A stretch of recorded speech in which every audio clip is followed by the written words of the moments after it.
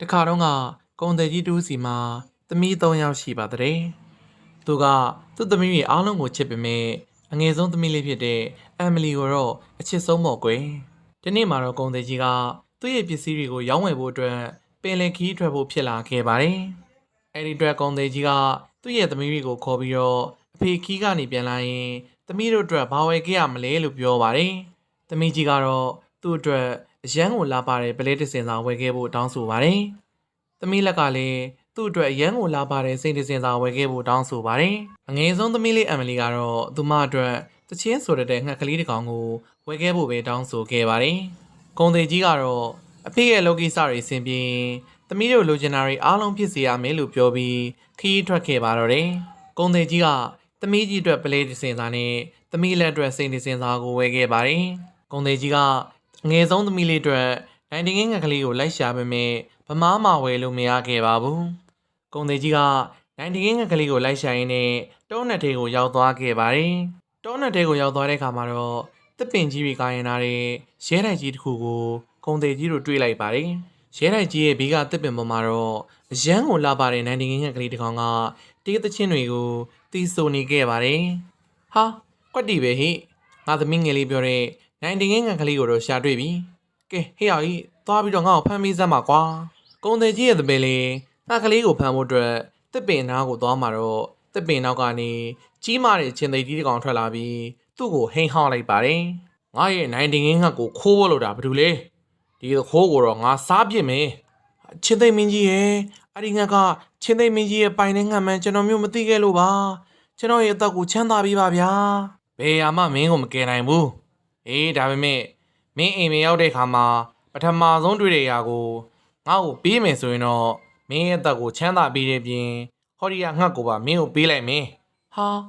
ာငါအိမ်ပြန်ရောက်လို့ပထမဆုံးတွေ့မဲ့ຢာကငါ့ရဲ့အချစ်ဆုံးသမီးလေးအမ်မလီဖြစ်နေခဲ့ရင်ရောစိတ်မပူပါနဲ့သခင်ကြီးအိမ်ရောက်လို့ပထမဆုံးတွေ့ရမယ့်ຢာကခွေးတွေကြောင်တွေလည်းဖြစ်နိုင်ပါတယ်ကုံတယ်ကြီးလည်းအလဲလေလို့ဖို့စိတ်ကူးရသွားပြီးတော့နန်းနေငယ်ကလေးကိုယူပြီးချင်းသိကြီးကိုကတိပေးကသူ့ရဲ့အိမ်ကိုပြန်လာခဲ့ပါတယ်။ကုံတယ်ကြီးအိမ်ကိုပြန်ရောက်တဲ့အခါမှာတော့သူ့ရဲ့အငယ်ဆုံးသမီးလေးဖြစ်တဲ့အမ်မလီကသူ့ရဲ့ဖခင်စီကိုပြေးလာပြီးတင်းကျပ်စွာနဲ့ဖန်ထောင်ထားခဲ့ပါတယ်။သူပူဇော်ထားခဲ့တဲ့နိုင်တင်ငယ်ကလေးကိုတွေ့တဲ့အခါမှာတော့အမ်မလီလေးတယောက်ကအပျော်ကြီးပျော်နေပါတော့တယ်။ကုံတယ်ကြီးကတော့ဟန်မဆောင်နိုင်တော့ပဲငိုကြွေးပါတော့တယ်။သမီးလေးဟော်ရီယာငှက်ကလေးကိုရဖို့အတွက်အဖေချင်းသိမ့်မင်းနဲ့အလဲလေလောက်ခဲ့ရတဲ့သမီးရဲ့အဲ့ဒီအလဲလေကတော့အိမ်ပြန်ရောက်လို့ပထမဆုံးတွေ့ရမယ်လို့ကိုသူ့စီကိုလွတ်ပေးရမယ်ဆိုတဲ့ဂရိပဲသမီးရဲ့အဖေသမီးလေးကိုချင်းသိကြီးကကုတ်ဖဲ့စားတော့ပြစ်မှာကိုတွေးရင်းအဖေစိတ်မကောင်းဖြစ်မိရဲ့လို့ပြောရင်းနဲ့ဖြေချောင်းကုံစင်ကိုသူ့ရဲ့သမီးလေးကိုပြန်ပြောပြခဲ့ပါတယ်။အိုးအဖေဂရိပါပဲသမီးပဲချင်းသိမင်းစီသွားလိုက်ပါမယ်။အိုးမသွားနဲ့သမီးသူကမင်းကိုတတ်လိုက်မယ်။ကန်တရားရဲ့စီမံရာကိုဘယ်ရာကမှပြောင်းလဲလို့မရပါဘူးအဖေပဲသမီးတို့ကိုအဲ့လိုတင်ပေးခဲ့တာလေကုံသေးကြီးလည်းဘာမှမတက်တာတော့ပါဘူးစိတ်မပူပါနဲ့ဖေရဲ့သမီးအဆင်ပြေမယ်ဆိုတာသမီးရဲ့နှလုံးသားထဲကနေသိနေပါတယ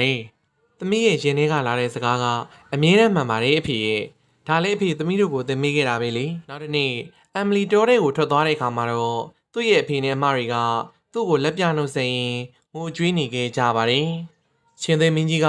သမီးလေးပေါ်မှာကျင်နာသနာပြီးတော့အဖေတို့တွေအားလုံးပြန်ဆောင်တွေ့မယ်လို့အဖေဆုတောင်းပါတယ်ကွယ်တကယ်တော့ချင်းသိကြီးကချိန်စာမိနေတဲ့မင်းသားလေးတစ်ပါးပါနေ့ခါမှာဆိုရင်တော့သူနဲ့သူ့ရဲ့နောက်လိုက်တွေအားလုံးကချင်းသိကြီးတွေဖြစ်ပြောင်းလဲသွားပြီးတော့ညခင်းရောက်တဲ့ခါမှသာသူတို့ကလူသားဖြစ်နေပြန်လည်နေထိုင်ကြတာဖြစ်ပါတယ်အမ်မလီတောထဲကိုရောက်လာတဲ့အချိန်မှာတော့သူမကိုချင်းသိနှကောင်ဆွဲတဲ့ရွှေအောင်ရထားလုံးကြီးနဲ့အတူရဲတိုက်ကြီးစီကိုလာကြိုကြပါတယ်ရဲတိုက်ကြီးရဲ့ကိုအမ်မလီရောက်သွားတဲ့အခါမှာတော့လက်ဆောင်တွေအများကြီးကိုဆွဲထားတဲ့ချင်းသိတွေကသူမကိုကြိုးဆိုနေခဲ့ကြပါတယ်ကြိုးဆိုပါတယ်ငါရဲ့မိဖုရားလေးမင်းရဲ့ဖခင်ကသူ့ရဲ့ဂတိကိုတီးမဲဆိုတာငါသိပါတယ်ပြီးတော့မင်းအဖေအရင်ဆုံးတွေ့ခဲ့တဲ့သူကမင်းလိုမျိုးတိတ်လာတဲ့မိန်းကလေးဖြစ်နေတာကိုလည်းငါကအယံဝမ်းသာပါတယ်ကွာငါရဲ့မိဖုရားအဖြစ်မင်းကိုရွေးချယ်လိုက်ပြီအခုလိုပြောတဲ့အတွက်ကျမတကယ်ပဲဝမ်းသာပါတယ်ဒါပေမဲ့ကျမရှင်နဲ့တူမနေနိုင်ဘူးရှင်ကချင်းသိကြီးလေအဲ့ဒီချိန်မှာပင်လာရောင်ကဗီဒင်းပေါက်ကနေတဆင် ချင်းသေးကြီးရဲ့ဘောကိုကြားရောက်သွားပြီးတော့ချင်းသေးကြီးဖြစ်ကနေအင်မတန်ယောက်ျားပြီးသားတဲ့မင်းသားလေးတစ်ပါးဖြစ်ကိုပြောင်းလဲသွားပါတော့တယ်တကယ်တော့ငါကမင်းသားတစ်ပါးပါငါတို့အားလုံးကကျင်းစာတွေတိုက်ခံထားရတာလေအဲဒါကြောင့်နေကင်းဘက်ဆိုရင်ချင်းသိပ်တွေဖြစ်နေကြတာပေါ့အမ်မလီကချင်းသိပ်မင်းသားလေးကိုမြင်မြင်ချင်းချစ်မိသွားပြီးတော့သူနဲ့လက်ထပ်ဖို့ကိုသဘောတူလိုက်ပါတယ်လက်ထပ်ပွဲကိုလည်းခမ်းနားစွာနဲ့ချက်ချင်းပဲကျင်းပလိုက်ကြပါတယ်သူတို့တွေကနေကင်းဘက်ဆိုရင်အိတ်ဆက်ကြပြီးတော့ညဘက်တွေဆိုရင်တော့ပျော်ရွှင်စွာနဲ့နေထိုင်ကြပါတယ်ဒီနေ့မှာတော့အမ်မလီစီကိုချင်းသိပ်မင်းသားလေးကရောက်လာပြီးမနှက်ပြန်မှာဆိုရင်မင်းဖေရဲ့အိမ်မှာမင်းမအကြီးဆုံးရင်စိတ်ဆက်ပွဲရှိရလေတကယ်လို့မင်းသွားရင်နေဆိုရင်တော့ငါရဲ့ချင်းသိပ်တွေကိုလိုက်ပို့ခိုင်းလိုက်မယ်လေဟုတ်လားတကယ်တော့ကျမလည်းအိမ်ကိုအရန်ပြန်ကျင်နေတာကောင်းမလေဒါဆိုရင်ငါရဲ့ချင်းသိပ်တွေကိုမင်းကိုခန်းခန်းနားနားလိုက်ဖို့အတွက်ပြင်ခိုင်းလိုက်မယ်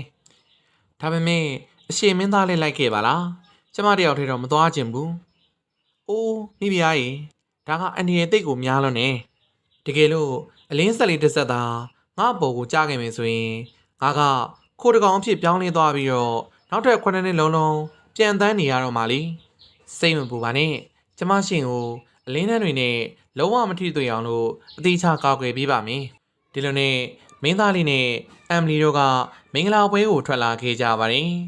ကုံသေးကြီးနဲ့သူ့ရဲ့အမတွေကလည်းအမ်မလီတို့ကိုတွေ့သွားတဲ့အတွက်အရန်ကိုပြောနေကြပါတော့တယ်သူတို့ကချင်းသိမင်းသားလေးကိုနှွေးထွေးစွာနဲ့ဆက်ဆံကြပါတယ်အမ်မလီက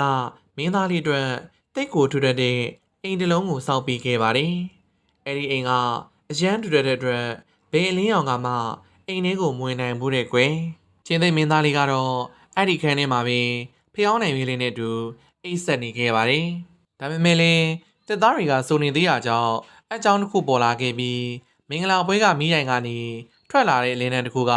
ချင်းသိမင်းသားလေးရဲ့ကိုယ်ပေါ်ကိုကြားရောက်သွားပါတော့တယ်အလင်းရောင်နဲ့ထိလိုက်တဲ့တပြိုင်တည်းထဲမှာပဲ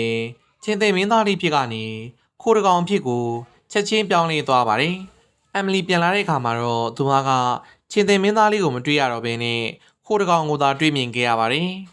ငါအနေနဲ့နောက်ထပ်9နှစ်လုံးလုံးပြန်တန်းနေရတော့မှာမင်းချီလန်း9လန်းလန်းလိုက်တိုင်းအဖြူရောင်ငှမွေးတစ်ခုကိုချပြီးမယ်အဲ့ဒီငှမွေးနောက်ကိုလိုက်ခဲ့မယ်ဆိုရင်ငါ့ကိုလွတ်မြောက်အောင်လုပ်ပေးနိုင်မှာပါခိုမင်းသားလေးကတော့မင်းသမီးလေးချီလန်း9လန်းလန်းလိုက်တိုင်းမှာအဖြူရောင်ငှမွေးတစ်ခုကိုချပြီးနေသူမသွားရမယ့်နေရာကိုလမ်းညွန်ပြပေးခဲ့ပါတယ်9နှစ်လုံးမှာအမ်မလီကလုံးဝမနာဘဲနဲ့အဖြူရောင်ခိုကလေးချပေးခဲ့တဲ့ငှမွေးတွေတိုင်းတောက်လျှောက်လိုက်နေခဲ့တာပေါ့နောက်ဆုံးတော့လေ9နှစ်တောင်ပြည့်ခဲ့ပြီပဲတိတ်မကြခင်ချိန်မှာတော့ငါတို့နှစ်ယောက်စလုံးလွတ်မြောက်တော့မှာပါဒါပေမဲ့လည်းမင်းသားလေးနဲ့မင်းသမီးလေးအမ်မလီတို့လွတ်မြောက်ဖို့အတွက်ကပို့ပြီးတော့ကြားနေခဲ့ပါတယ်ဒီနေ့မှာတော့အဖြူရောင်ငမွေးလေးတွေကြောက်မလာတော့တဲ့အတွက်အမ်မလီတယောက်အတော်လေးကိုစိတ်ပူသွားပါတယ်အဲ့ဒီအတွက်ကြောင့်မင်းသမီးလေးကတစ်ပင်ပေါ်ကိုတက်သွားပြီးနေမင်းကြီးကိုတိုင်တယ်လိုက်ပါတယ်အိုးအတင်နေမင်းကြီးမြေပြန့်တွေကနေတောင်တန်းတွေအထိတောင်တန်းတွေကနေကျမအထိထွန်းလင်းတောက်ပပါစေရှင်ကျမရဲ့ခိုးပြူလေးဘယ်ရက်ကိုရောက်နေလဲဆိုတာကျမကိုပြောပြပါလားရှင်ကျမရဲ့ခိုးပြူလေးကိုတွေ့မိသေးလားရှင်နေမင်းမတွေ့မိဘူးကလေးဒါပေမဲ့ဟော်ဒီကတက်တာလေးကိုတော့ယူသွားမင်းအတွက်အကူအညီလိုတဲ့အခါမှာအသုံးဝင်လိမ့်မယ်အမ်မလီလေးက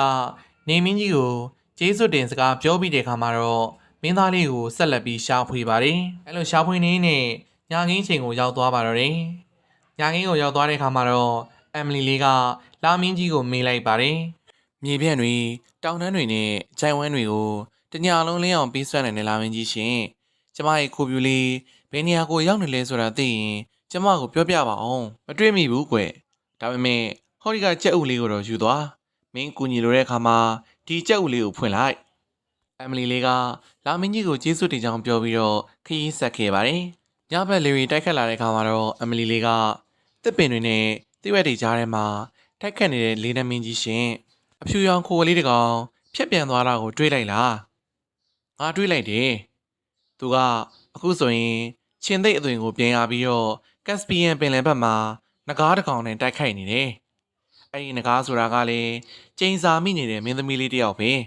ရှော့ဟော်ဒီကမော်ဒိုချောင်းလေးကိုယူသွားကက်စပီယန်ပင်လယ်ဘက်ကိုရောက်ရင်ငကားကြီးကိုချိန်ပြီးတော့ဒီလိုပြောလိုက်အဘရာကာဒါဘရာအဲ့ဒါဆိုရင်တော့ချင်းသိကြီးက နဂါးကြီးကိုနိုင်ယူပြီးသူတို့ရဲ့မူလပုံစံဖြစ်တဲ့လူသားဘဝကိုပြန်ရလိမ့်မယ်ပြီးရင်ကက်စပီယန်ပင်လယ်တွေကဂရီဖင်းဆိုတဲ့သတ္တဝါတစ်ကောင်ကိုလည်းမင်းရှာဖို့လိုလိမ့်မယ်ဒီကိစ္စတွေအားလုံးပြီးသွားရင်တော့ဂရဖင်းကြီးကိုစီးပြီးကက်စပီယန်ပင်လယ်ကိုဖြတ်ကာမင်းတို့ချစ်သူနှစ်ယောက်ပြန်လာခဲ့ပေါ့အမ်မလီလေးကမင်းသားလေးကိုကျေးဇူးတင်ကြောင်းပြောပြီးကက်စပီယန်ပင်လယ်ကိုခီးဆက်ခဲ့ပါတယ်ကက်စပီယန်ပင်လယ်ကိုရောက်တဲ့အခါမှာတော့ချင်းသိမ်းမင်းသားလေးနဲ့နဂါးကြီးတို့တိုက်ခိုက်နေတာကိုတွေ့ရပါတော့တယ်သူမလည်းချက်ချင်းပဲမော်တော်ချောင်းကိုထုတ်ခါနဂါးကြီးကိုချိန်လိုက်ပြီးအာဘရာကာဒါဘရာလို့ရွတ်ဆိုလိုက်ပါတယ်အဲ့အချိန်မှာပဲမော်တော်ချောင်းထဲကအစွမ်းနေထွက်လာပြီးနဂါးကြီးကိုထိန်းချုပ်လိုက်ပါတော့တယ်ချင်းသိမ်းကြီးကနဂါးရဲ့ခေါင်းကိုကုတ်ဖို့ပြင်လိုက်တဲ့အချိန်မှာပဲချင်းသိမ်းမင်းသားလေးဖြစ်ကိုပြန်လည်ပြောင်းလဲသွားခဲ့ပြီးနဂါးကြီးကလည်းမင်းသမီးလေးတစ်ပါးဖြစ်ကိုပြန်လည်ပြောင်းလဲသွားပါတယ်သူတို့လွန်သွားတာနဲ့တပြိုင်တည်းထဲမှာပဲမင်းသမီးလေးကချင်းသိမ်းမင်းသားလေးကိုကြည့်က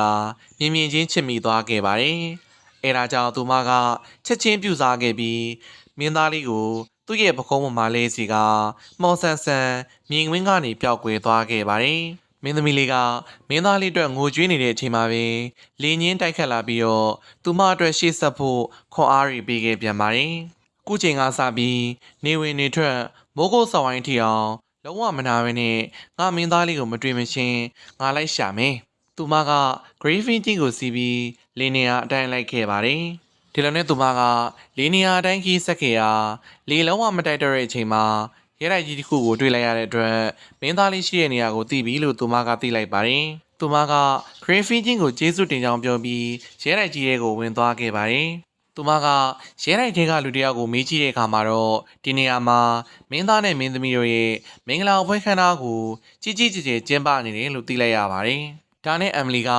သူ့ကိုနေနဲ့သားကြီးပေးထားတဲ့တစ်တာလေးကိုဖွင့်လိုက်ပါတယ်။အဲ့ဒီကနေ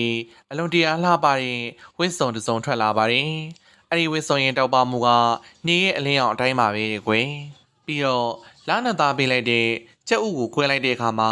ကြက်ဥတွေကနေရွှေအောင်ကြက်မတစ်ကောင်ထွက်လာခဲ့ပါတယ်။ရွှေကြက်မကိုကိုင်ရွှေအောင်ဝစ်စုံကြီးကိုဝင်ပြီး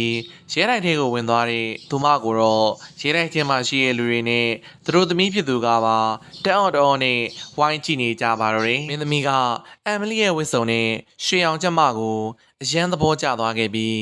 းမင်းရဲ့ဝစ်စုံတွေကအရန်ကိုထူးဆန်းတာပဲ။ငါမင်းရဲ့ကြက်မနဲ့မင်းရဲ့ဝစ်စုံကိုဝယ်ချင်တယ်။ရှင်ဝယ်လို့ရပါတယ်။ဒါပေမဲ့သူတို့သားနဲ့ကျမကိုတော့ဒီညသူ့ရဲ့ခန်းထဲမှာကျမတို့နှစ်ယောက်တည်းစကားပြောခွင့်ပြုရမယ်။မင်းသမီးကတွေ့ရသွားခဲ့ပေမဲ့အမ်မလီရဲ့ဝစ်စုံနဲ့ရွှေအောင်ကျမကိုအရန်လိုချင်နေခဲ့တာကြောင့်နောက်ဆုံးမှာတော့သဘောတူလိုက်ပါတယ်။အဲဒီညမှာတော့ချင်းသိမ်းမင်းသားလေးကိုအိတ်ဆေးပေးဖို့အတွက်သူမကအိမ်တော်ဒင်းကိုပြောလိုက်ပါတယ်။ဒါပေမဲ့သူတို့စကားပြောနေတဲ့အချိန်မှာမင်းသားလေးကရှိနေခဲ့ပါတယ်။မင်းသားလေးကသူတို့ဘာတွေပြောနေလဲဆိုတာမသိပေမဲ့အိမ်တော်ဒင်းကိုခေါ်ပြီးတော့မေးလိုက်တဲ့အခါမှာတော့အိမ်တော်ဒင်းကအရာအလုံးကိုပြောပြလိုက်ပါတယ်အခုညမှာတနာဆရာကောင်းတဲ့ကောင်းမလေးတယောက်ကမင်းသားနဲ့တူရှိနေမှာမို့မင်းသားတောင်းမဲ့ခွက်တဲကိုအိတ်ဆေးခတ်ခိုင်းတာလို့အိမ်တော်ဒင်းကဝန်ခံလိုက်ပါတယ်အိတ်ဆေးကိုငါ့အိယာဘေးနားမှာချထားခဲ့လိုက်ဒီလိုနဲ့အဲ့ဒီညလာမင်းကြီးချိန်ချိန်သာနေတဲ့အခါမှာတော့မင်းသမီးလေးကမင်းသားလေးနဲ့စကားပြောဖို့အတွက်အခန်းထဲကိုဝင်လာခဲ့ပါတယ်။ချင်းသိမင်းသားလေးကအဲ့ဒီချိန်မှာအိတ်ချင်အောင်စောင့်နေခဲ့ပါတယ်။လွန်ခဲ့တဲ့9နှစ်လုံးလုံးကဘာမြေနှက်ရှင်ပြန်တန်းငယ်တော့ကရှင်းနောက်ကနေတဖွားမှမခွာပဲကျမလိုက်ခဲ့တယ်။ရှင်းကိုရှာဖို့အတွက်နေလာနဲ့လေးနဲ့သားတွေအထိရောက်ခဲ့တယ်။ငကားကြီးကိုနိုင်ဖို့အထိကူညီခဲ့ပေမဲ့အခုတော့ရှင်ကကျမကိုမြင်သွားပြီလား။ချင်းသိမင်းသားလေးကသူ့ဇနီးကျော်လေးရဲ့အတန်ကိုချက်ချင်းမှတ်မိသွားခဲ့ပါတယ်။ပထမဆုံးအနေနဲ့အခုတော့ငါတကယ်လွတ်လပ်ပြီ။ဒါတွေအားလုံးကအိမ်မက်တစ်ခုလိုပါပဲ။ငကားမင်းသမီးကငါ့ကိုပြူစားပြီးမင်းကိုမေးဖို့အတွက်လုပ်ခဲ့ပေမဲ့မင်းရဲ့စစ်မှန်တဲ့ချစ်တွေကြောင့်အခုတော့ငါ့ပေါ်မှာရှိတဲ့ကျိန်စာတွေအားလုံးပြေပြောက်ခဲ့ရပြီ။မင်းသားလေးရဲ့ရှင်းကိုရှာဖို့အတွက်ကဘာမြေအနှံ့ကျမလျှောက်သွားခဲ့ပြီးပါပြီ။အခုလိုမျိုးရှင်းနဲ့ပြန်တွေ့ရတဲ့အတွက်ကျမတကယ်ကိုဝမ်းသာပါတယ်။ကဲငကားမင်းသမီးငါတို့ကိုရှာမတွေ့ခင်မှာဒီနေရာကနေအမြန်ဆုံးထွက်သွားကြစို့ဒီလိုနဲ့မင်းသားလေးနဲ့မင်းသမီးတို့ကရဲတိုင်းထဲကနေတိတ်တိတ်ဆိတ်ထွက်ခွာလာခဲ့ကြပါတယ်သူတို့နိုးကဂရင်းဖင်းကြီးကိုကူညီတောင်းခဲ့တဲ့အတွက်ဂရင်းဖင်းကြီးကသူတို့နိုးကိုကက်စပီယန်ပင်လယ်ကိုဖြတ်ကာသူတို့ရဲ့တောအုပ်ထဲကရဲတိုက်ကြီးစီကို ပြန်လည်ပို့ဆောင်ပေးခဲ့ပါတယ်။သူတို့နှစ်ဦးရဲတိုက်ထဲကိုရောက်သွားတဲ့အခါမှာတော့ချင်းသိပ်တွေအားလုံးဟာလေလူသားဖြစ်ကိုပြန်လည်ရရှိသွားခဲ့ပါတယ်။မင်းသားလေးကအမ်မလီကိုကျေးဇူးတွေတင်ပြီးအရန်ကိုချစ်သွားတော့တာပေါ့။မင်းသမီးလေးရဲ့ခိုင်မာတဲ့ဆုံးဖြတ်ချက်တွေကနောက်ဆုံးမှာတော့သူတို့နှစ်ဦးရဲ့ဘဝကိုတာယာပျော်ရွှင်စေဖို့ဖြစ်လာခဲ့ပါတယ်။အခုလိုမျိုးစိတ်ဝင်စားစရာကောင်းတဲ့ပုံမြင်လေးတွေကိုနားထောင်ကြနေဆိုရင်တော့ကျွန်တော်ရဲ့ channel လေးကို subscribe လေးလုပ်ရင်းနဲ့အားပေးခဲ့ကြပါအောင်ဗျာအားလုံးပဲစိတ်ချမ်းသာခြင်းကိုယ်ကြီးကျန်းမာခြင်းနဲ့ပြည့်စုံကြပါစေခင်ဗျာ